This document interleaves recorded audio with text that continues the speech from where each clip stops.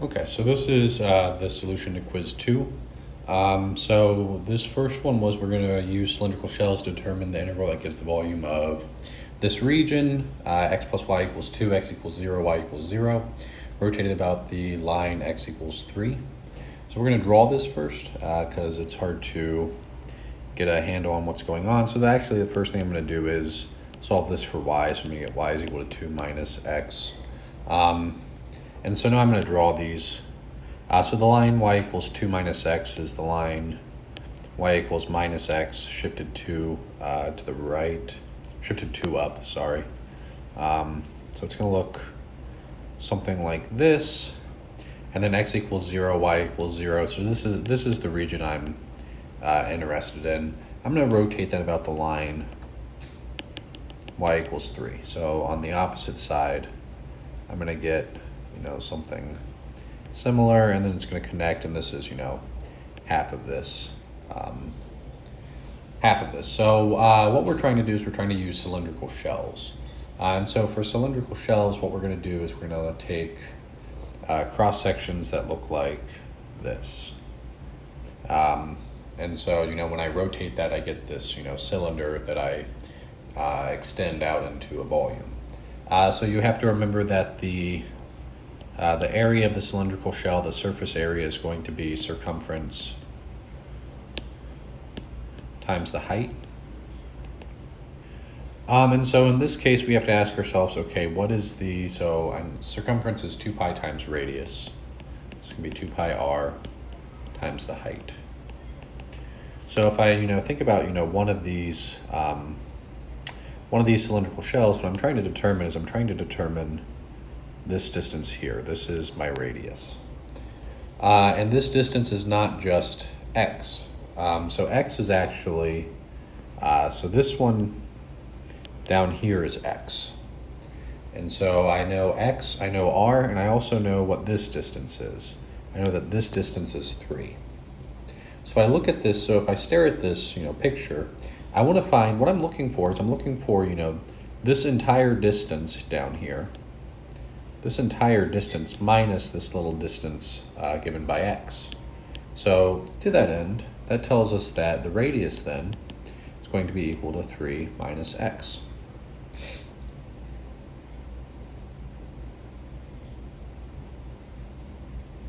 Yep. So we're going to keep going. So then we also have to figure out the height. Height's a little easier. So the height of this disk sits on, no matter where I draw it, sits on the function y is equal to 2 minus x, right? Yeah. So, no matter where I take my cylindrical disk there, so cylindrical shell, the height is always just given by the function, y is equal to 2 minus x. So my height is just y in this case. So height is the y value. So if I put this together now, I'm going to get the volume is the integral from a to b, a dy, dx. So yeah. So let's talk about how to figure that out. So with these shells, you have to be careful. I know that they are getting taller, but that doesn't mean we're integrating in the y direction. The way you figure that out, and I've mentioned this before, is you imagine, what direction does my cylindrical shell extend, and what direction do I give it volume? And in this case, I extend it along the x-axis. So when I draw these, I draw them, extending along the x-axis. So their width down there is along the x-axis. That's small dx of a width there. So then this integral becomes, and so we can just read the bounds off the graph. So my radii go from 0 to 2. And then I have 2 pi times the radius, so 2 pi times 3 minus x, times the height, y. Y is equal to 2 minus x. My integration variable is dx. And I think I asked you guys to solve this, right? Yeah, so this integral is not too bad. It's a polynomial. We should be good at integrating those by now. So if I if I FOIL this out, so I get 6 minus 5x plus x squared. Is that right? Minus 3x minus 2x, yeah. So this is 2 pi times the integral from 0 to 2 Sorry, I can drop the integral now because I'm about to integrate. So I get 6x minus 5 halves x squared plus 1/3 x cubed, evaluating from 0 to 2. The good thing about this one is, I don't have to worry about 0. So this is going to be 6 times 2 minus 5 halves times 4 plus 1/3 times 8. And, there's plenty of time on this, so we're going to simplify as much as possible. So 12 minus 10 plus 8/3, 2 pi, 2 plus 8/3.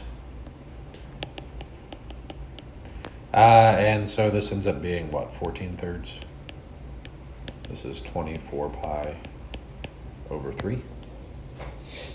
Looks like it is. So 6 plus 8, 14, yeah. Sorry, this would be 28 pi over 3, not 24 pi. So assuming I haven't messed up anywhere, that's going to be your final answer. So that was number 1. Let's look at number 2. I think this one was a little easier. Discs people find, or these volumes are the harder part of the course. So we want to evaluate the integral x, cosine of x, sine of x, dx. And so I took a look through these. I haven't started grading them yet, but I took a look through. And some people, used a trig identity that combined the cosine and sine. That's fine. This is just this is supposed to be an integration by parts problem. So what I was thinking of when I was writing this question is you would do integration by parts, let u equal to x, dv equal to sine of x, cosine of x, so that du is equal to dx, and then v would be the integral sine of x, cosine of x, dx. And so this integrals, so this one was supposed to be an easy one. It's a u substitution.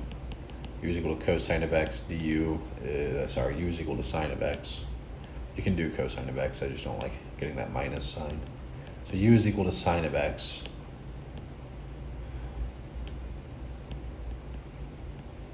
Du would be cosine of x. dx, maybe not use those letters, use s and ds. And then you would find that v is equal to 1/2 sine squared x when you do that substitution. So this integral then would be uv. So u is x, v is 1/2 sine squared x, minus the integral v du.